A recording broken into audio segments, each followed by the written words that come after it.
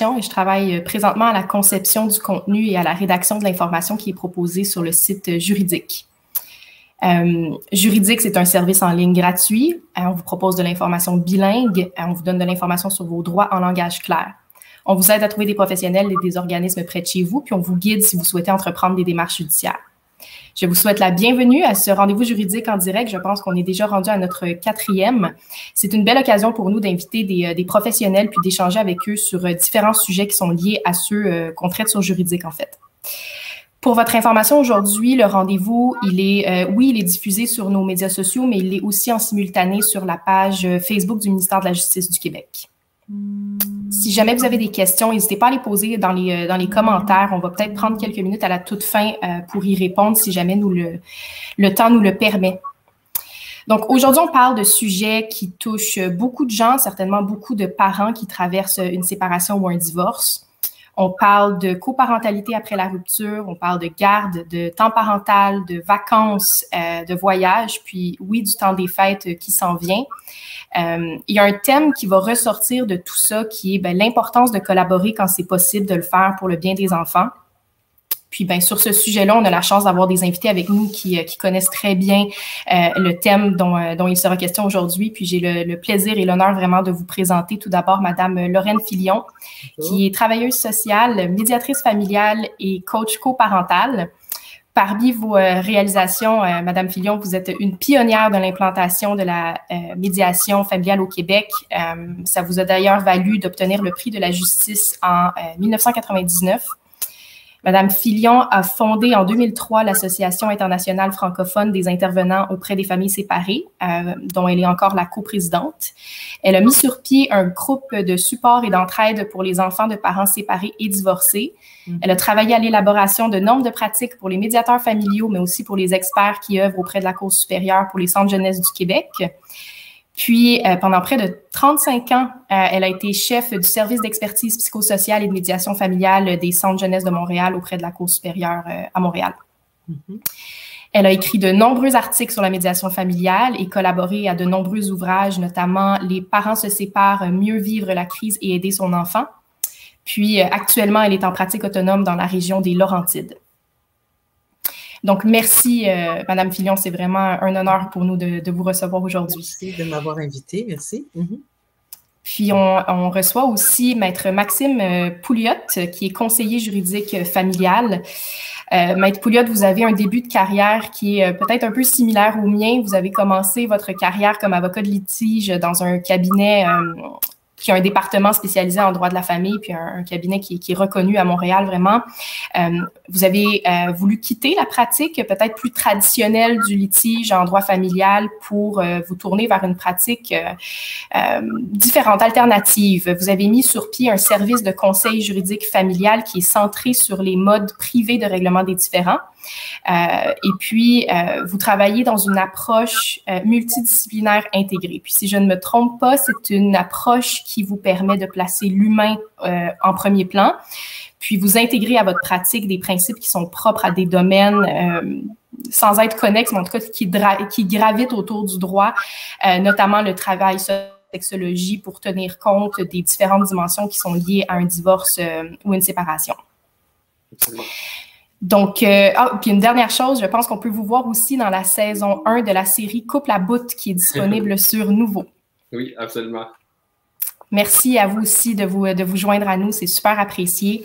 Avant d'entrer dans le vif du sujet, j'ai une dernière précision à faire, puis je pense que c'est important qu'on le fasse en début de conférence comme ça. Si jamais vous vous trouvez dans une situation où il est possible qu'il y ait de la violence conjugale, la présente conférence est peut-être pas tout à fait adaptée à votre situation. Il y a des ressources pour vous aider, il y a des organismes pour vous aider. On pourrait peut-être même d'ailleurs le mettre peut-être dans les commentaires, en tout cas un lien vers notre bottin des ressources où vous pouvez trouver notamment SOS violence conjugale et d'autres ressources comme ça. Puis sachez aussi qu'on a fait 2 rendez-vous juridiques au mois d'octobre qui traitaient de ce thème-là en particulier. Ils ont été enregistrés puis ils sont disponibles sur nos médias sociaux, notamment sur notre page Facebook, je crois. Donc, ceci étant dit, j'ai mis la table. Je pense que j'ai assez parlé. J'ai hâte d'entendre nos invités. Donc, allons-y sans plus tarder. Maître Pouliot, je pense que je vais commencer avec vous parce que j'aimerais qu'on mette en contexte, je pense, la nouvelle terminologie qui est propre, en tout cas, aux couples mariés, donc qui sont peut-être en processus de divorce.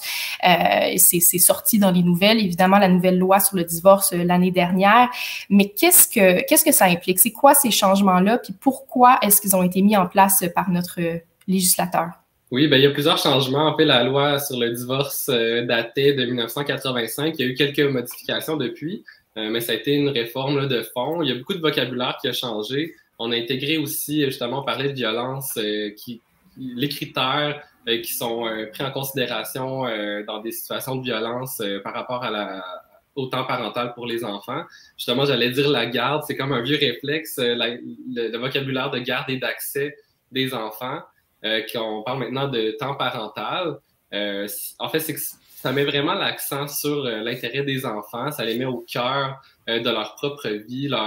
On parle de leur calendrier, on parle du temps qu'ils passent avec les parents. C'est pas le concept de garde et d'accès, c'est plus tiré du droit des biens, si on veut, comme si les enfants étaient des choses qu'on se partage, là. Donc là, en parlant de temps parental, on voit vraiment c'est quoi l'horaire de l'enfant. Les décisions sont toujours prises entre les deux parents. Donc, c'est ce que la loi, entre autres, là, voulait faire en modifiant le vocabulaire. Au Québec, ben, en fait, pour les gens qui ne sont pas mariés, dans le Code civil, c'est toujours le vocabulaire garde et accès. Mais là, le gouvernement est en train de réformer le droit de la famille. Je le sais pas, là, je parle à travers mon chapeau, mais j'imagine que ça va aussi être incorporé dans le droit québécois. Oui, ben j'imagine le but étant si c'est fait, ce serait pour uniformiser, des enfants, c'est des enfants, hein, ils ont tous les mêmes droits au Québec, qu'ils soient nés de parents mariés ou non. Donc, oui, peut-être un souci, en tout cas, d'uniformité. Par contre, je trouve que c'est bien qu'on ait peut-être commencé la conférence avec ça parce qu'effectivement, on risque de l'utiliser peut-être des fois à tort, le mot garde. C'est encore, je veux dire, ça fait partie de notre langage depuis tellement longtemps, mais ça vaut la peine quand même de le souligner, là, qu'il y a un changement, en tout cas, dans la façon de concevoir le vocabulaire qu'on utilise quand il est question des enfants. Madame Filion, peut-être que je m'adresserai à vous pour ma prochaine question qui touche à la coparentalité. Vous êtes parmi d'autres chapeaux, vous avez le chapeau de coach coparental. Qu'est-ce que vous donneriez comme conseil à des parents qui sont nouvellement séparés puis qui aimeraient bien être en mesure d'exercer ce qu'on appelle une saine coparentalité? OK.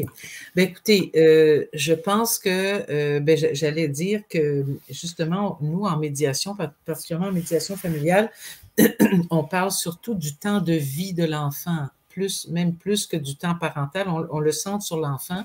L'enfant vit dans 2 maisons et comme le dit Maître Pouliot, c'est plus j'ai la garde, t'as pas la garde, donc tu perds quelque chose, je gagne quelque chose.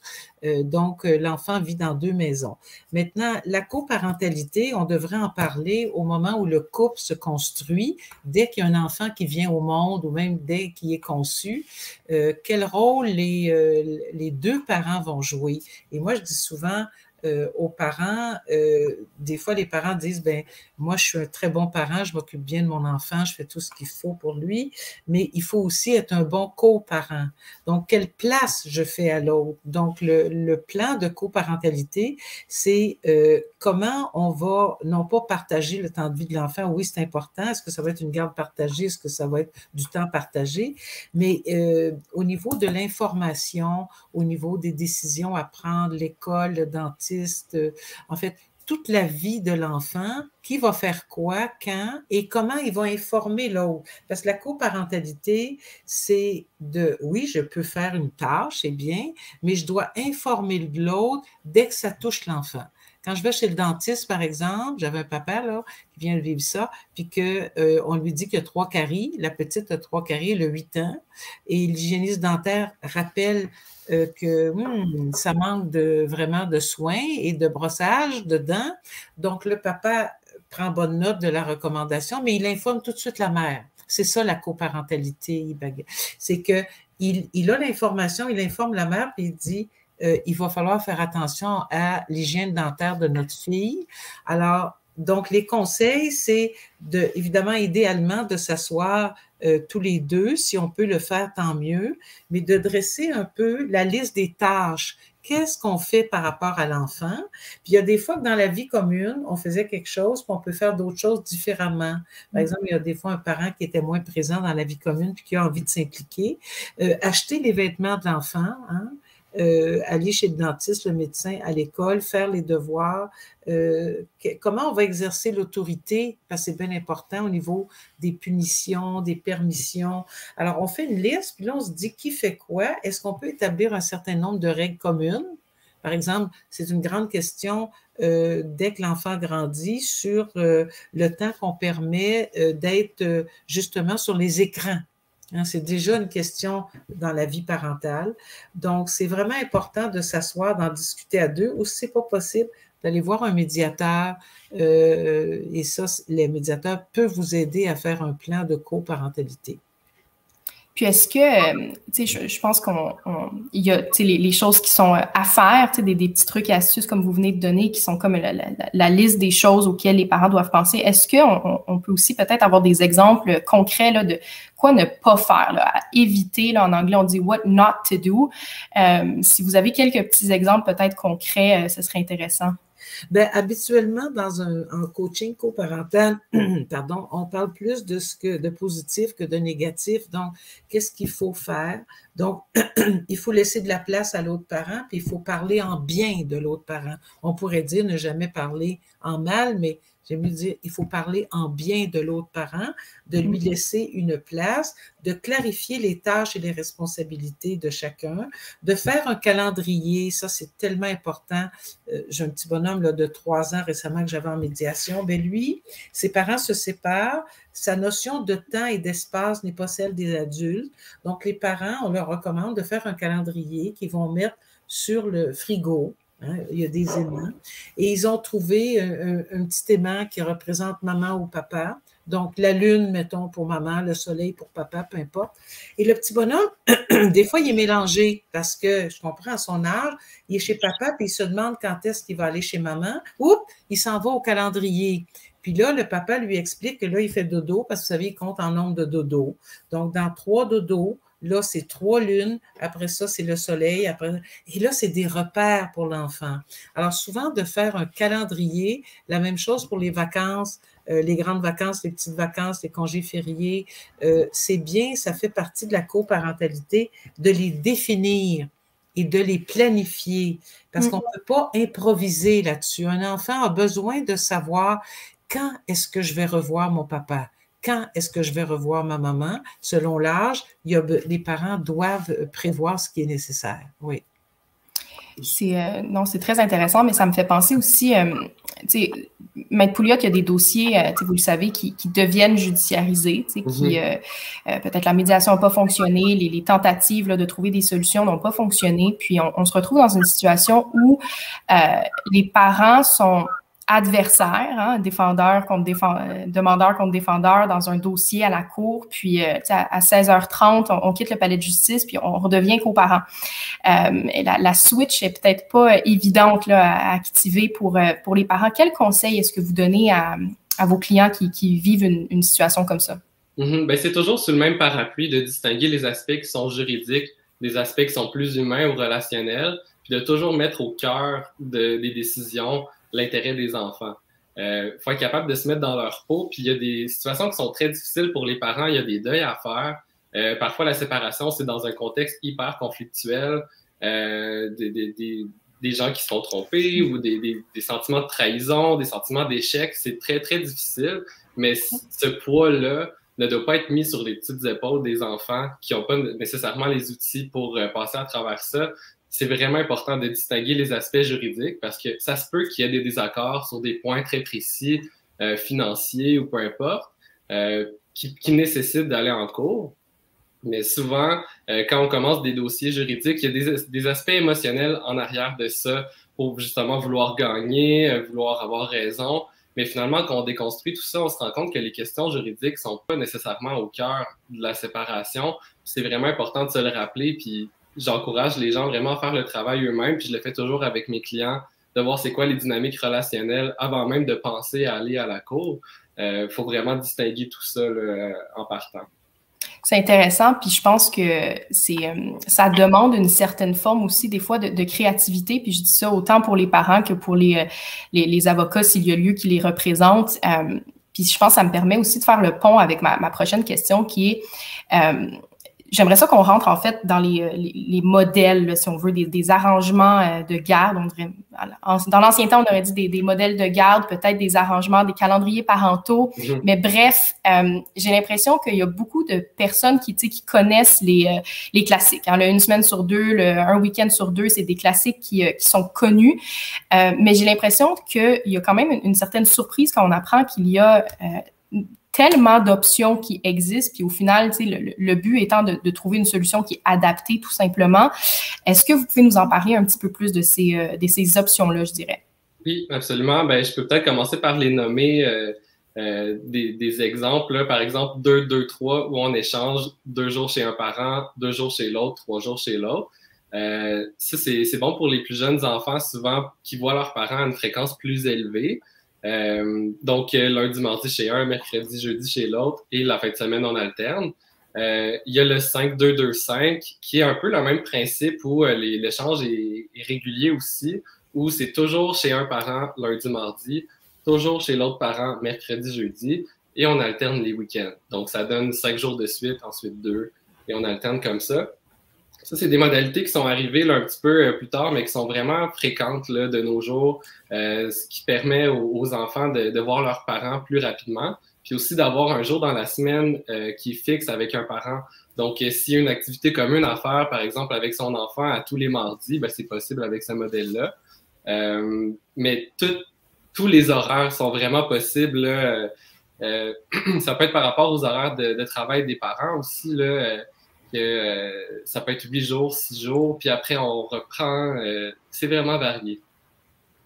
C'est intéressant, puis je pense aussi qu'il y a peut-être des croyances, puis en fait, il y a certaines croyances qui sont fondées, d'autres moins, mais il y a une certaine, je dirais, un courant de pensée, là, les gens, quand ils viennent vous voir peut-être dans un bureau d'avocat, il y a une certaine pensée qui dit, ben, je pense que, c'est présumé, en fait, là, que ça va être une garde partagée, puis, ben, j'ai juste à... ça va être ça parce que la loi le prévoit, puis je sais pas comment faire pour prouver que c'est pas ça qui est le mieux, mais il y a peut-être une présomption qui existe. Je pense qu'il y a des raisons pourquoi les gens pensent ça, mais qu'est-ce qu'il y en est réellement, en tout cas d'un point de vue purement juridique à ce niveau-là? Oui, bien en fait, on parle de la présomption de garde partagée. C'est une présomption juridique qui n'existe pas, parce que la présomption juridique, c'est vraiment qu'on part avec ça comme principe, il faut renverser la présomption pour que ce soit autre chose. Mais dans le cas de temps parental égal ou de garde partagée, il faut quand même prouver que tous les éléments sont là. C'est-à-dire que c'est possible géographiquement, que les 2 parents sont disponibles, que les 2 parents ont la capacité parentale. Donc, il y a différents critères là, pour que les 2 parents, que les enfants voient leurs parents de façon égale. Puis ensuite, ben, c'est sûr qu'il s'il y a des raisons qui font en sorte que c'est pas possible, ben, c'est là aussi qu'on va l'argumenter. Puis, en fait, c'est que dans plusieurs cas, puis de plus en plus au Québec, là, surtout au tournant des années 2000, là, c'est devenu un petit peu plus la norme de quand les 2 parents sont disponibles, c'est des bons parents, c'est possible géographiquement. Ben, il y a le principe de maximisation des contacts entre les parents et les enfants. Donc, on croit devant les tribunaux que c'est bon pour les enfants de voir leurs parents de manière égale ou de manière le plus possible, quand c'est possible. Donc, avec ces critères-là, ben, c'est pour ça que statistiquement, il y en a beaucoup. Mais s'il y a des motifs pour que ce soit pas possible, ben, la garde partagée ou le temps parental égal va pas être ordonné là, pour toutes sortes de raisons, que ce soit la disponibilité ou en cas de déménagement, si c'est pas possible pour l'école ou quoi que ce soit, ou même si les gens choisissent entre eux de pas faire ça, qui est tout aussi possible. D'où l'intérêt aussi d'aller en médiation et d'en parler, parce qu'on peut se rendre compte que même si on veut, là, des fois, souvent on veut l'équité, on veut que ce soit égal pour les 2 parents, mais on se rend compte qu'avec l'horaire, ça fonctionne pas du tout. Donc, ça vaut la peine là, d'explorer tout ça pour voir c'est quoi la meilleure solution, parce que c'est pas automatique. Là. Il n'y a rien d'automatique là-dedans. Puis en parlant d'automatique, je me dis, il y a peut-être même eu un changement dans la façon de le concevoir, parce que je pense qu'il n'y a pas si longtemps que ça, en termes d'années. Peut-être la croyance était complètement inverse, en fait, de dire, ben c'est la mère qui est la figure parentale. Donc, c'est des croyances qui sont traitées par nos tribunaux, qui sont analysées, puis au final, on en ressort que c'est du cas par cas, puis c'est ça la base, en tout cas, puis là, peut-être qu'en pratique, c'est ça. Il y a des statistiquement, on a peut-être plus de garde partagée, mais reste que notre droit, il est ouvert, puis il est ouvert, en fait, aux différentes situations familiales qui peut y avoir dans la société. Madame Filion, de votre côté, est-ce que c'est la même chose? Puis je m'adresse à vous parce que dans les dossiers de garde, de temps parental, surtout ceux qui sont litigieux, parfois on va avoir recours à un travailleur social ou à un psychologue pour intervenir dans la situation familiale, d'émettre des recommandations pour aider le juge à prendre des décisions par rapport aux enfants. On appelle ça des expertises. Est-ce que c'est le même son de cloche de votre côté quand un expert est amené à intervenir auprès d'un dossier, auprès d'une famille dans un dossier qui arrive avec ces présomptions-là juridiques, elles n'existent pas de votre côté non plus? Bien, la présomption dont parlait Maître Pouliot, effectivement, elle n'est pas dans la loi, mais elle existe sur le terrain, on va dire, parce que il y a de plus en plus de gardes partagées. Il y a aussi ce qui vient figer la situation. Il y a un courant de jurisprudence où on ordonne des gardes partagées, même dans le temps ou dans les situations où il n'y a pas de communication entre les parents. On se dit, il y a deux bons parents, on ordonne la garde partagée, l'enfant va profiter de ses deux parents. Et moi, je déplore la situation parce qu'il y a une chose qui est oubliée, c'est que les parents doivent se parler. Et je pense qu'on devrait ordonner, si on est capable d'ordonner une garde partagée, je pense qu'on serait capable d'ordonner que les parents aillent chercher de l'aide pour développer cette communication-là. Et moi, je le fais en coaching coparental et ça se développe de plus en plus, heureusement, où les avocats, ça n'a pas été ordonné, mais ils savent très bien que le dossier reste litigieux, même s'il y a eu une ordonnance, et ils vont faire affaire à un coach coparental justement pour aider. L'autre chose qui n'aide pas et qui vient figer la situation, c'est le modèle de fixation de pension alimentaire pour enfants où on met la barrière à 40% du temps. Donc, si on fait 39,8%, puis il y a des savants calculs de nombre de jours pour arriver, parce que la pension alimentaire est plus ou moins élevée selon qu'on passe le 40%. Des fois, ça va effectivement venir, disons, mettre de l'animosité entre les parents. Et je trouve qu'on perd de vue ce que Maître Pouliot disait, c'est est-ce que l'enfant, est-ce que c'est ça qu'il a besoin? Est-ce que les deux parents vont être disponibles pour lui offrir la sécurité, l'affection, l'attention? C'est plus ça qu'on devrait regarder que le modèle de garde. On parle encore de modèle de garde. Alors, dans les cas litigieux, je trouve que cette tendance jurisprudentielle-là n'aide pas parce que les parents vont l'utiliser justement celui ou celle qui veut la garde partagée. Mais finalement, l'enfant, on sait, lorsque les parents ne se parlent pas, ça arrive que l'enfant, lui, devient le médiateur. Moi, j'ai vu beaucoup d'enfants faire personne ne lui demande, mais l'enfant passe l'information d'une maison à l'autre, il passe des messages à l'autre, ils sont des fois erronés, ils sont modifiés par rapport à la situation actuelle. Alors, c'est pas le rôle de l'enfant de passer la communication entre les parents. Alors, je pense qu'on devrait rectifier cette situation-là au niveau des jugements et peut-être aussi au niveau des avocats qui pourraient recommander aux juges. Il y a l'expert, parce que je vais revenir à votre question, je ne l'ai pas oublié de l'expertise, l'expert pourrait aussi le recommander. Moi, j'interviens dans certaines situations où l'expert a recommandé une garde partagée parce qu'il y avait deux bons parents, puis l'enfant avait un lien d'attachement avec chacun, mais il a recommandé un coaching coparental et le juge l'a retenu et finalement, les avocats ont bien travaillé puis c'est devenu que le juge a pris acte de l'engagement des parents à s'engager dans un processus. Écoutez, on est au ciel quand ça arrive, ces situations-là. Donc, je pense que les experts auraient aussi un rôle par rapport à ça, et les avocats aussi pour, c'est pas tous les avocats qui travaillent comme Maître Pouliot, donc dans cet esprit d'interdisciplinarité et de mettre l'humain avant tout. Alors donc, peut-être qu'on aurait avantage à peut-être les informer et les inciter à travailler dans cette direction-là. Oui, puis Maître Pouliot parlait de la maximisation des contacts, puis pour rentrer dans des débats d'interprétation, mais est-ce que maximiser les contacts, ça veut dire qu'on vise garde partagée? La maximisation des contacts, ça peut être les contacts de qualité, ce qui est possible dans la situation, puis comme je suis pas mal certaine que les tribunaux ont déjà traité de cette question-là, mais de pas nécessairement lire maximisation des contacts comme étant une tangente qui nous mène à tout coup et vers un modèle là, qui est très, très classique 50-50. Ouais. Ben, en fait, c'est un très bon exemple. Tantôt, je parlais des aspects juridiques et humains.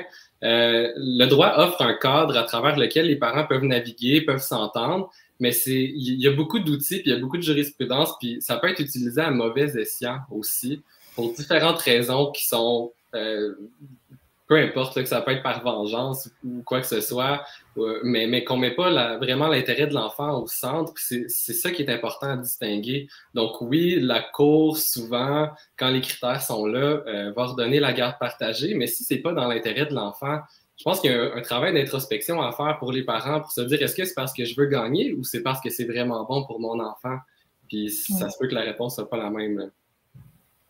Absolument. Oui. Ce que je voulais dire, c'est que maximiser les contacts, c'est beau, moi je suis tout à fait d'accord, mais est-ce que le parent est disponible? Parce que tantôt, vous parlez de quality time, donc vous savez, en médiation, on fait des pirouettes avec les parents pour justement faire des tableaux qui vont tenir compte de la disponibilité. Prenons une maman qui est infirmière ou quelqu'un qui est agent de bord ou pilote d'avion ou je ne sais pas, les gens qui voyagent, qui des fois vont être partis 10 jours. Donc, ben là, maintenant, on peut faire maximiser les contacts par Skype, par Zoom. L'enfant peut garder contact avec son parent chaque jour en le voyant, c'est merveilleux. Mais en termes de contact réel, ben on peut peut-être, c'est ça, on va faire un horaire où on parle de présence là. Alors, si les 10 jours par mois, le parent est en voyage, ben on va regarder comment on peut maximiser les contacts dans les autres temps où il est là, où elle est là. Donc, c'est des pirouettes. Des fois, les gens qui travaillent sur des horaires atypiques, donc l'enfant, lui, la mère travaille de nuit, mais il faut qu'elle dorme le jour ou l'inverse. Donc, c'est la disponibilité à l'enfant. Et ça, je trouve que faut pas l'oublier. Je vais être en contact avec mon enfant, mais est-ce que vraiment je vais être disponible pour offrir donc le meilleur à mon enfant? Ça, c'est à réfléchir. Oui. Puis, justement, on parle de disponibilité, de parler d'horaire. Est-ce que, puis même dans une situation, je pense, où les gens s'entendent quand même bien, Maître Pouliot, est-ce que, de façon générale, c'est une bonne pratique de mettre les ententes par écrit, en général, sur les calendriers de garde, les horaires, même en bonne communication? Est-ce que vous êtes d'accord avec moi que c'est peut-être une bonne habitude à prendre de mettre par écrit les ententes? Tout à fait, parce que on dit souvent ça va bien jusqu'à ce que ça aille mal. Puis c'est justement, on va parler un peu plus tard du calendrier des fêtes qui s'en vient. Donc, on peut avoir l'impression que tout est clair. Ça fait des années que ça fonctionne d'une certaine façon. On n'a jamais rien écrit, ou même ça fait quelques mois, peu importe. Mais quand c'est clair, c'est vraiment, c'est mieux pour tout le monde. Puis Madame Filion disait plutôt pour les enfants aussi, ça aide à naviguer leur horaire, à savoir où est-ce qu'ils vont être. C'est quand ils vont retourner voir leurs autres parents. S'il y a des vacances à venir aussi, c'est clair pour tout le monde. Puis si jamais il y a une mésentente, ben c'est écrit puis on s'en tient à ce qui est écrit. Mais après ça, c'est possible aussi, en fait, c'est recommandé de faire preuve de flexibilité. Si jamais il y a des événements inattendus, une fête quelconque ou un voyage, quelqu'un qui visite de la famille, peu importe, ben on peut jouer un peu avec l'horaire qui est déjà écrit. C'est comme plein de petits contrats là, qui sont faits un à la suite de l'autre. Même si on a un jugement qui est très clair, même si on a une entente qui est homologuée par la Cour, on peut la changer si on est d'accord. On peut changer ce qui est écrit là-dedans.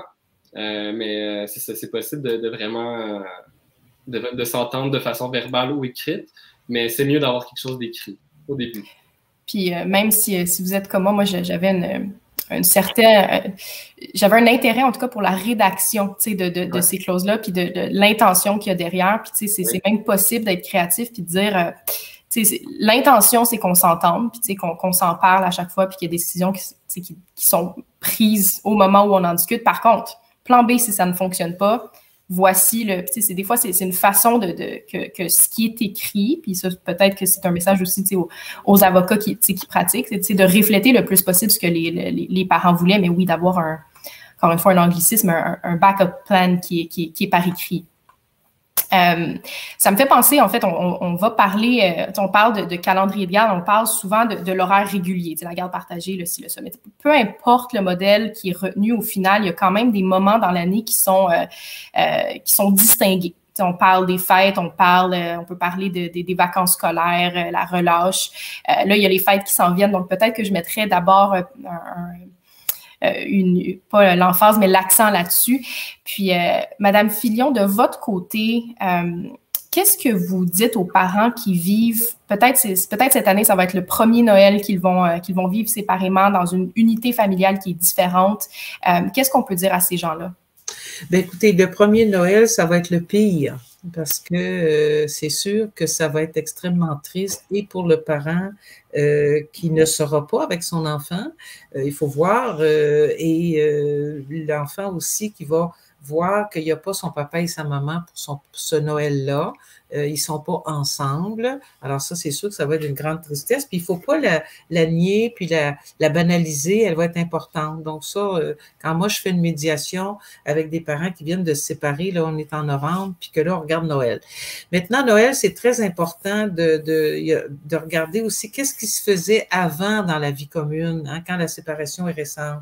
Par exemple, ben là, j'apprends de ce couple-là que c'était Noël, au soir, le souper de Noël, c'était toujours dans la famille du père, donc les grands-parents paternels. OK. Puis la mère, elle, c'était le 24 décembre, il faisait le souper dans sa famille. Ben, est-ce qu'ils ont envie de maintenir ça? On part avec ça, hein? Il y a des habitudes.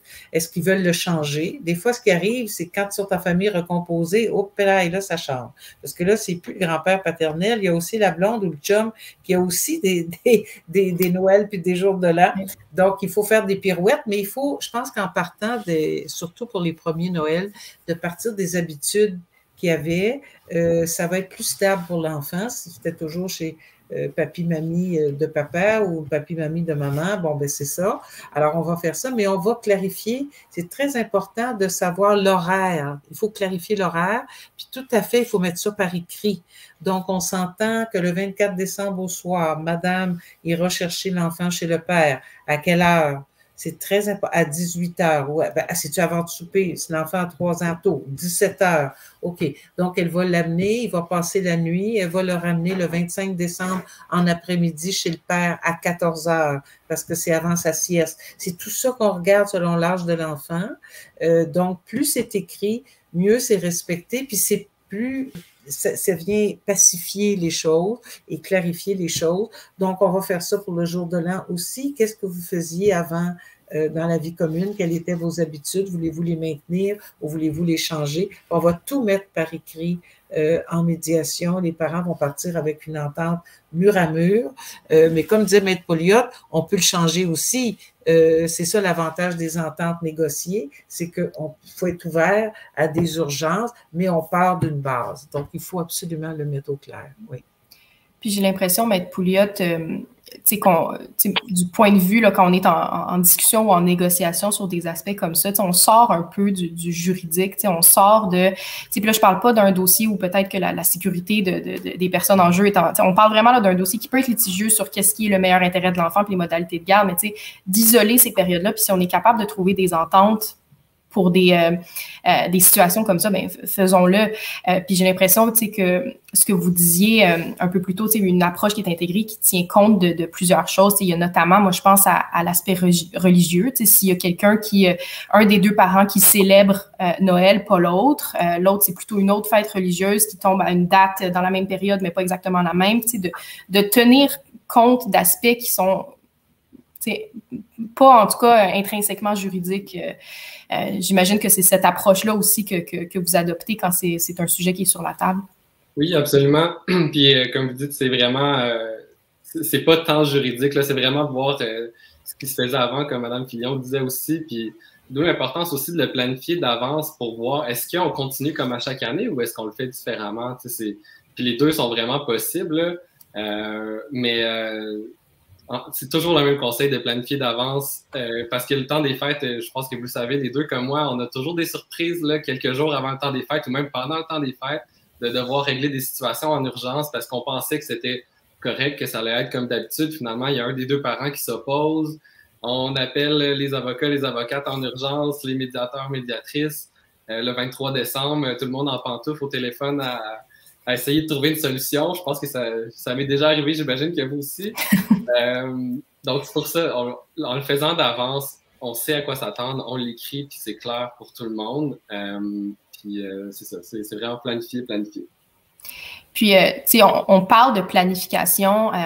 Moi, je me rappelle que ça peut avoir l'air facile. On s'en parle, on en discute, mais même dans l'aspect le plus pratico-pratique de oui, mais si je l'appelle, il me dit oui une journée, le lendemain, il me dit non, j'ai pas de preuve de ça. OK, bon, on le fait par écrit, mais là, les textos, c'est super envahissant, j'en reçois plein. Il y a dans la mécanique elle-même des échanges entre les parents, il y a ces sources de conflit, en fait, jusqu'au point où parfois même on balise la manière dont les gens vont se parler entre eux pour des questions qui touchent aux enfants. Est-ce que vous avez des conseils qui sont peut-être spécifiques à des gens qui vivent des difficultés là, par rapport aux communications? Oui, les communications, c'est source de conflits, là, absolument, que ce soit par écrit ou au téléphone. Quand il y a des questions un petit peu plus formelles à régler, comme l'horaire précis qui s'en vient, comme là, le temps des fêtes, vaut mieux y aller avec un sujet par courriel, puis aller vraiment à l'essentiel et pas déborder. Il y a une bonne partie de mon travail là, qui est de filtrer des courriels avant qu'ils soient envoyés, pour enlever tout ce qui n'est pas lié à ça, de pointer du doigt, qu'est-ce qui s'est pas bien passé dernièrement. On y va vraiment à l'essentiel. Le temps des fêtes s'en vient. Il faut déterminer l'horaire. Voici ce que j'ai en tête. Qu'est-ce que tu en penses? C'est tout. On attend la réponse, puis on voit avec ça. Si jamais on ne s'entend pas, ben là, on peut inviter à la discussion, soit la discussion directement, la discussion qui peut être aussi négociée par avocat ou avocate, inviter l'autre personne à aller en médiation. Donc, encore une fois, en s'y prenant d'avance, en mettant la situation sur la table qu'il faut déterminer l'horaire, normalement, là, on devrait être en mesure de faire les choses dans le bon temps pour le temps des fêtes qui s'en vient.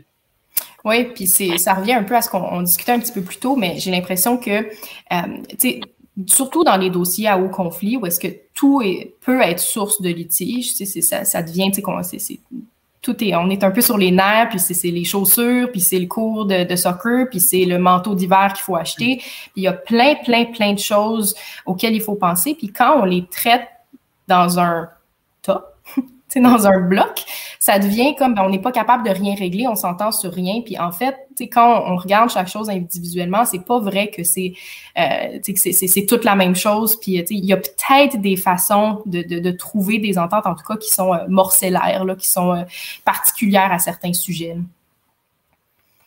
Ouais. Oui. J'ai aussi juste un petit commentaire aussi sur les communications. Parfois, on va essayer de se monter un dossier là, par écrit, par courriel, en disant « tu l'as ramené en retard tel jour, ces vêtements n'étaient pas propres telle autre fois », puis vraiment, tu sais, y aller avec plein d'accusations.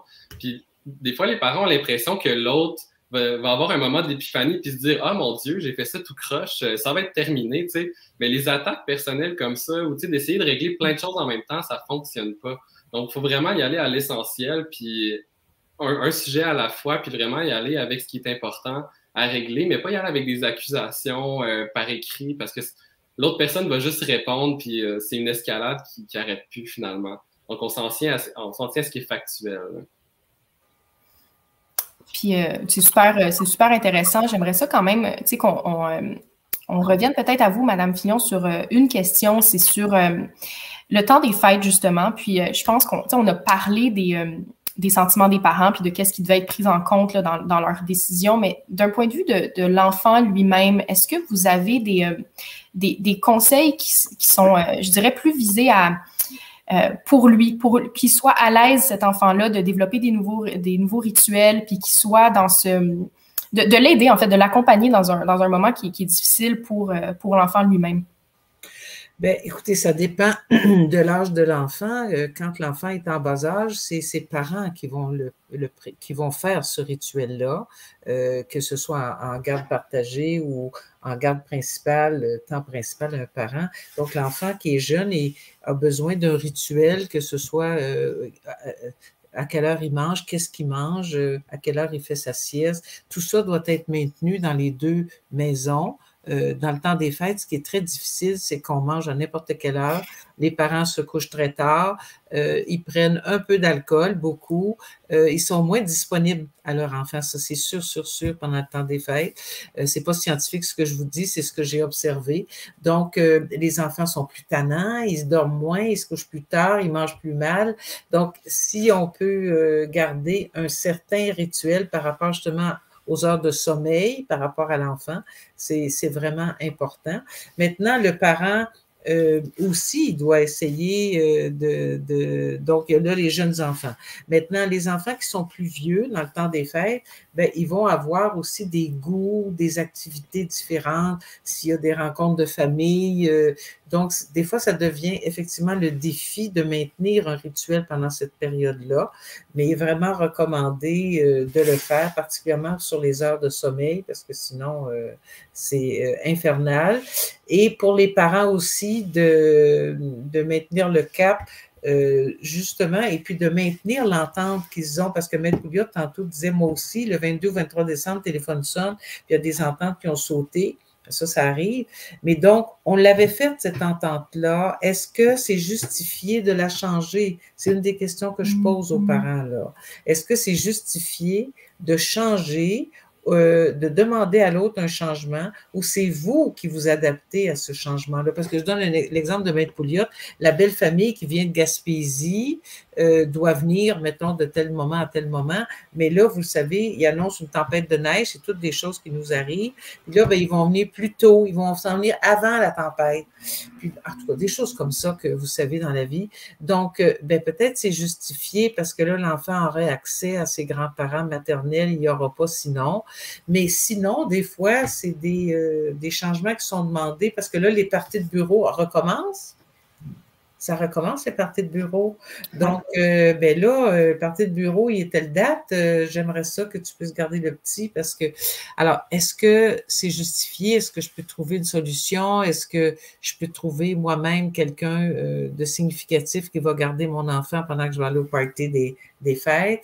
C'est des questions qu'on aborde, moi, que j'aborde avec les parents lorsqu'ils en sont à leur première séparation. Puis il y a des fois qu'ils me trouvent un peu tortillonne, ils me disent « Madame Filion, on va s'entendre, tu sais, ils sont au mois de juillet, ils vont se séparer, on va s'entendre. » Je dis, ben, juste au cas, tu sais, qu'il y ait, effectivement, comme disait Maître Pouliot, que ça arrive, qu'il y ait des défis, puis ça va vous éviter de négocier pendant une période où les émotions sont à fleur de peau. Alors, finalement, ils acceptent souvent de le faire, puis ils vont même me remercier de l'avoir fait, de dire, ben, écoute, on a un planning, là, pour le temps des fêtes. C'est sûr qu'on peut le changer s'il y a des raisons de le faire. Oui, non, absolument. Puis, je me pose la question, les enfants, qui peuvent exprimer certains désirs, certaines volontés. Le rôle des parents n'est pas toujours facile à jouer dans un contexte comme ça parce que c'est soit, bon, ben ils entendent le désir de l'enfant puis ils se disent, il faut vraiment que, je respecte ça puis que je convainque mon ex, ce que l'enfant veut soit respecté. Puis d'un autre côté, il y a aussi un rôle d'être comme mon partenaire, en fait, là-dedans, c'est mon coparent, puis, tu sais, on garde un front commun, puis, tu sais, même si l'enfant exprime certains désirs, si ce n'est pas des fois, c'est de garder la ligne dure, en fait, entre les parents, puis c'est pas facile, je pense, de savoir sur quel pied danser, puis dans quelles circonstances on agit d'une façon ou d'une autre. Est-ce que vous pouvez nous en parler un petit peu plus? Moi, ce que je trouve qu'on pourrait aussi changer, je sais qu'il y a le rôle de l'avocat de l'enfant qui représente le désir de l'enfant et je trouve qu'on devrait changer ça pour dire qu'il vient représenter la proposition de l'enfant, le choix de l'enfant, la demande de l'enfant. Et c'est sûr que la décision revient aux parents en tout temps. Donc, quand l'enfant plus vieux peut des fois exprimer des choix comme, je sais pas, moi, j'aimerais mieux... par exemple, passer le Noël chez mon père parce que là, il a loué un chalet dans les Laurentides, puis parce qu'il y a tout ça aussi. Les enfants sont très égocentriques et avec raison parce qu'ils veulent qu'on réponde à leurs besoins. Donc aller entre passer le Noël dans un chalet dans les Laurentides, pas aller faire du ski à Mont-Tremblant qui est à proximité, puis de rester à Montréal sur la rue Berry où, bon, donc, c'est pas pareil. Qu'est-ce que l'enfant va comparer. Il y a des enfants qui disent, je vais aller plus de temps chez papa parce qu'il y a une piscine. Je veux dire, c'est le fun, la piscine, puis maman n'en a pas, ou des choses comme ça. Donc, c'est une préférence. C'est ça le mot que je cherchais. Donc, l'enfant émet une préférence. Il a le droit de le faire, mais la décision, c'est les parents. Donc, quand l'enfant dit, moi, je veux ça, je dis, OK, je sais que tu préférerais ça ou tu aimerais ça, mais cette année, ça ne sera pas possible parce que papa et moi, on a convenu que Noël, tu es avec moi. Puis au jour de l'an, tu iras aller chez papa, puis tu feras du ski à Mont-Tremblant, mais ce n'est pas ça qu'on a prévu. Donc, puis si les parents ne s'entendent pas, c'est sûr que là, le tribunal va être demandé en urgence, puis il va décider. Mais je trouve que ce qui est triste et dommage, c'est on donne trop de poids à l'enfant dans l'expression de sa préférence ou de son désir. Ça devient comme, ça fait loi. Donc, l'enfant veut telle chose, il faut prendre en compte sa demande comme étant son intérêt. Et ce n'est pas nécessairement son intérêt. Puis je sais que les tribunaux vont faire une analyse très sérieuse de l'intérêt de l'enfant pour dire, c'est pas parce qu'il demande ça que je vais le donner. Mais je trouve que des fois, les parents le font pas assez dans la préférence et l'intérêt. Donc, c'est toujours plus facile, je dis aux parents, de dire oui que de dire non. Hein? Toujours. Mais quand on dit non, puis qu'on peut le justifier, je pense pas que, comme par exemple l'heure de rentrée et de sortie des ados, eux autres, ils pourraient rentrer à 2 heures du matin, ça serait merveilleux, mais le parent dit non. Moi, plus tard qu'11 heures, les parents vont mettre des heures de rentrée, ils vont mettre des conditions, tu ne prends pas le métro à cette heure-là, ou si on est dans une région urbaine, ou etc. Donc, je trouve qu'on devrait mieux réagir, ou mieux circonscrire, ou mieux comprendre que la parole de l'enfant, ce n'est pas nécessairement celle dans son intérêt. Oui. Puis je rebondis peut-être juste, vous avez mentionné rapidement l'avocat à l'enfant, puis je pense qu'il y a aussi peut-être une mauvaise conception de ces camps qu'on devrait faire appel à un avocat de l'enfant, parce que des fois, les préférences qui sont émises ne sont pas contestées. Ben oui, il dit qu'il aimerait mieux aller dans la piscine, c'est pas contesté. Puis dans ce sens-là, l'avocat amène pas nécessairement rien de plus. Je pense que c'est peut-être plus pertinent dans un contexte de conflit de loyauté où l'enfant dit des choses à l'un, peut-être pas les mêmes à l'autre, puis il se trouve tiraillé, puis on a besoin de quelqu'un qui fait ressortir vraiment ce que l'enfant veut au plus profond de lui-même peut-être, là, mais c'est pas l'enfant a des préférences, on engage un avocat, puis voilà, il va venir dire ce que tu veux. C'est délicat comme rôle à jouer. C'est tout j'ai l'impression que c'est une carrière en soi de devenir avocat à l'enfant. À la commission Laurent, je veux juste mettre un petit truc. La commission Laurent a recommandé qu'il y ait une formation aux avocats d'enfants, ce qui n'existe pas actuellement. Et j'espère que cette recommandation-là va être prise en compte. Oui. Très intéressant. On parle de temps des fêtes. Moi, quand je pense au temps des fêtes, je pense c'est des vacances qui s'en viennent, puis on pense même c'était moins le cas dans les dernières années, en tout cas dans la dernière année et demie, mais là, les voyages vont probablement recommencer. Si les mesures sanitaires sont de moins en moins strictes et que la plupart des gens commencent à penser à leur prochain voyage, les parents ne font pas exception à ça. Maître Pouliot, est-ce qu'il y a une différence, en tout cas au niveau juridique, entre voyager au Québec, voyager dans une autre province, mais au Canada, voyager à l'extérieur du Canada? Est-ce que vous pouvez nous situer peut-être au niveau du droit derrière ça? Oui, en fait, les voyages, ça dépend vraiment. Les voyages au Québec même, on fait vraiment appel au gros bon sens, là, dans le sens où c'est des décisions un petit peu plus quotidiennes.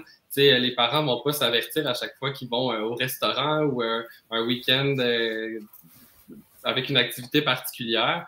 Mais par contre, si il y a un des parents qui s'en va avec les enfants dans un chalet, ben c'est quand même une bonne pratique de s'avertir d'avance. Mais l'autre parent va pas nécessairement avoir un droit de veto là-dessus, là, à moins qu'il y ait des motifs vraiment là, pour empêcher de faire ce voyage-là. Mais l'autorisation de l'autre parent n'est pas nécessaire. C'est juste, comme je disais, une bonne pratique de quand même se tenir au courant de où est-ce que les enfants s'en vont. Mais dès qu'on sort du Canada, ça prend une autorisation de l'autre parent pour pouvoir voyager.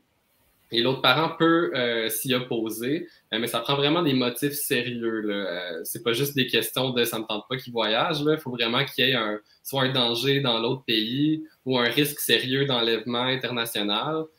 Par exemple, il y a un des parents, je sais pas, qui vient de la France, puis que là, dernièrement, a lâché son travail, a vendu sa maison, puis il veut s'en aller en vacances pendant 2 semaines en France. Ben là, c'est sûr qu'on a quand même des sérieux doutes qui vont pas revenir, là. J'en ai un exemple assez grossier. Mais c'est ce type d'exemple-là qui va faire en sorte qu'un voyage pourrait être refusé. Mais règle générale, c'est le temps des fêtes où la semaine de relâche tombe sur le temps parental d'un des parents, veut aller dans le sud avec les enfants. Il n'y a personne qui peut vraiment s'opposer à ça s'il n'y a pas de motif sérieux, là. Donc, ça prend un formulaire, une lettre de l'autre parent qui autorise. Il y a des formulaires en ligne là, sur le site du gouvernement du Canada. C'est assez simple là, à remplir. C'est l'utilité, je pense, de ces formulaires-là, parce qu'ils sont techniquement recommandés, ils ne sont pas nécessairement obligatoires de suivre, mais l'utilité de ceux qui sont fournis par le gouvernement, en tout cas, c'est de permettre d'écrire c'est quoi les informations du voyage. Où est-ce qu'ils vont être, pendant combien de temps, c'est quoi les vols, juste les informations de base qui peuvent peut-être sécuriser le parent qui ne part pas en voyage, mais outre que ça, une fois que toute l'information est transmise, que c'est assez clair qu'est-ce qui s'en vient, bien, effectivement, les motifs d'opposition doivent être quand même assez sérieux. Ouais, juste, un autre mot sur la planification encore. Là, dès que vous pensez à faire le voyage, soit avant d'acheter les billets ou dès qu'ils sont achetés, c'est intéressant de le dire tout de suite à l'autre parent puis d'obtenir son autorisation sans attendre parce que, comme je disais tantôt, il y a beaucoup d'outils juridiques. C'est possible de s'opposer à un voyage, même si le juge ne va pas nous donner raison en bout de ligne. C'est quand même possible de s'opposer. Donc, vous ne voulez pas faire face à une opposition la veille que finalement le parent ne peut pas signer le formulaire. C'est un petit peu tard là, pour saisir le tribunal en urgence pour entendre la question. Donc, le plus tôt possible, aller obtenir cette autorisation-là pour que ça soit réglé. Puis, on peut planifier avec les enfants qui vont aussi être excités de s'en aller, puis que ce soit clair pour tout le monde. Oui, le plus tôt possible, absolument. Écoutez, moi, de mon côté, à moins que Mme Filion, vous ayez quelque chose à rajouter, ça ferait le tour, ce qui nous laisse quand même quelques minutes pour discuter, pour prendre des questions additionnelles qui n'étaient peut-être pas prévues. Je vois dans les commentaires, il y a une question d'une abonnée, puis c'est pour l'un ou l'autre, si vous voulez répondre, allez-y. Quoi faire quand ce n'est pas possible d'avoir une coparentalité positive? Donc, l'autre parent ne répond pas. On le voit souvent, ça arrive. Il y en a un des deux qui est moins disposé que l'autre à participer à cette coparentalité-là qui est mise de l'avant. Qu'est-ce qu'on fait? Qu'est-ce qu'on fait dans ces situations-là? Écoutez, je pense que ce qui pourrait être intéressant, et ça s'est développé un peu à travers le Québec, c'est qu'il y a des ateliers, ça s'appelle des ateliers, des séminaires, des sessions de coparentalité et communication. Donc, ce parent-là, lui, évidemment, il est motivé, hein, il peut venir à ces sessions-là, où justement, on va aborder cette question-là et elle va être traitée dans le sens que répondre à cette question-là, il faudra aller revoir un peu en arrière. Est-ce qu'ils sont séparés récemment ou antérieurement depuis très longtemps? Quel est effectivement le temps parental? Est-ce qu'il y a eu un jugement ou pas? Parce que quand un parent, par exemple, donne de l'information à l'autre, ce qui est bien, il faut voir aussi, moi je suis très prudente avant de juger, dans le sens que comment c'est écrit? Puis Maître Pouliot disait qu'il revisait des courriels. Hein? On peut envoyer un courriel à son ex pour lui dire, je suis allée, tantôt je reprends l'exemple de Zoé avec son père, je suis allée chez le dentiste et puis il y a 3 caries. C'est pas surprenant, c'est toi qui as la garde principale et puis tu vois pas, tu fais rien pour ou tu fais pas ce qu'il faut pour que la petite ait une hygiène dentaire qui a de l'allure. Donc voilà. Donc, vous voyez, il répond pas, il répondra pas à la personne, il ou elle. Ça dépend qu'est-ce qu'on écrit à l'autre, comment on l'écrit, qu'est-ce qu'on attend de l'autre. Si, par exemple, j'ai un papa une fois qui disait, ben mon ex, elle écrit beaucoup d'informations sur la semaine. Je la lis. J'ai rien à dire. Mais là, ce qu'on a convenu, c'est qu'elle se dit, ben, y a-tu quelque chose à me dire? Le monsieur fait répondre, OK. Bon, c'est beau. Juste comme une attestation, ou même aller plus qu'à dire, OK, merci, si c'est possible. Mais il faut voir qu'est-ce qu'on écrit à l'autre quand on dit qu'il n'y a aucune coopération. Maintenant, ça se peut que l'autre, il n'y a aucune coopération, bien, moi, j'irai d'abord en médiation, si c'est possible, si l'autre accepte d'aller en médiation. Mais si c'est pas possible, bien, je verrai ou je consulterai, je sais pas ce que Maître Pouliot voit, mais il faut qu'il y ait une communication entre les 2 parents, comme je disais, sinon l'enfant en souffre. Alors, je commencerai quand même par les sessions, la médiation et, si nécessaire, de consulter un avocat pour voir s'il y a des recours possibles par rapport à ça. Puis, tu sais, peut-être un dernier commentaire par rapport à ça, parce que je pense que c'est... des fois, je pense que c'est Maître Pouliot, c'est vous qui avez introduit cette notion-là. Tu sais, on dit c'est quoi le droit ou qu'est-ce qui est favorisé, puis ben, il peut y avoir des abus, puis j'ai l'impression que dans certains cas, c'est qu'il y en a un qui demande une collaboration constante ou une communication constante, puis l'autre parent se dit, c'est mon temps, puis je veux, tu sais, je suis en ski, je suis en train de faire des activités, je suis pas tout le temps en train, tu sais, fait qu'il y a comme un... Il faut communiquer ce qui est important, ce qui est essentiel, puis faire preuve un peu de flexibilité puis de jugement dans ces échanges-là pour respecter le temps de l'autre, puis de prendre le temps, oui, de communiquer quand c'est opportun, ce qui concerne les enfants, puis qui mérite d'être communiqué à l'autre, en fait. Il y a une autre question qui nous est posée. En ce qui concerne le temps des fêtes, je me demandais s'il y a des règles juridiques qui donnent le droit aux parents de passer soit Noël ou le jour de l'an avec leurs enfants, une mesure qui assure qu'ils passeront chacun du temps avec leur enfant, peu importe s'ils s'entendent bien ou pas. Ben, il n'y a pas de règle juridique pour dire une fête avec un parent plus que l'autre. Comme disait Mme Filion tout à l'heure, on va regarder souvent ce qui se faisait les années avant. Il y a quand même un principe qui est un principe juridique. Là, on va regarder le statu quo. Puis quand il n'y a pas d'entente, on va essayer de maintenir le statu quo. Donc, c'est possible de faire la preuve en disant, par exemple, dans un témoignage ou une déclaration assermentée, si jamais ça devient judiciarisé, de dire, ben, depuis que les enfants sont nés, passe le 24 décembre chez la grand-mère maternelle. Le 31 décembre, c'est toujours chez le grand-père paternel, peu importe. Mais on va pouvoir faire la preuve que c'est ça depuis leur naissance. Puis les juges vont souvent donner suite à ça quand il y a pas d'entente. Puis les autres jours, ben, ça va dépendre de l'horaire et de ce qui est possible à faire dans le concret, là, finalement. C'est très intéressant. Est-ce que, Mme Filion, vous avez quelque chose à rajouter par rapport à ça? C'est très bien. C'est ça, c'est qu'il n'y a pas, peut-être juste pour insister, notre droit de la famille n'est pas... nos dispositions nous aident à interpréter, nous aident à donner une couleur, si on veut, à ce droit-là, mais ce n'est pas un droit où, effectivement, on va trouver les mots Noël, temps des fêtes dans les dispositions de la loi. On va s'intéresser à l'intérêt de l'enfant, puis à tous les aspects de ça qui doivent être analysés pour prendre des décisions qui le concernent. Mais c'est peut-être juste un ajout pour compléter la réponse de Maître Pouliot. À moins d'une raison sérieuse, ben, un juge va vouloir que pendant la période des fêtes, cet enfant-là ait accès, le quand, puis le comment, puis à combien de temps, ça peut être sujet à discussion, mais au final, à moins qu'il y ait des raisons sérieuses qui s'y opposent, pourquoi ne pas voir ses 2 parents dans une période qui est pour beaucoup de familles, qui est quand même très, très importante? Donc, c'était peut-être juste un dernier ajout par rapport à ça. Je pense qu'on arrive à la toute fin là, de la conférence. Je voulais vous remercier encore, Maître Pouliot, Mme Filion, d'avoir participé. Merci pour votre présence, mais pour votre temps aussi. C'est vraiment, vraiment apprécié. Merci pour l'invitation. Merci beaucoup. Merci à vous. Et merci aussi à tous ceux qui nous ont écoutés aujourd'hui. Vous pouvez nous suivre sur les médias sociaux pour ne pas manquer les prochains rendez-vous juridiques. Il y en a généralement un par mois. Si jamais vous voulez les revoir une autre fois d'ailleurs, vous pourrez retrouver les enregistrements sur notre page Facebook, sur YouTube. Puis celui d'aujourd'hui va être rendu disponible également. Donc, merci à tous. À la prochaine.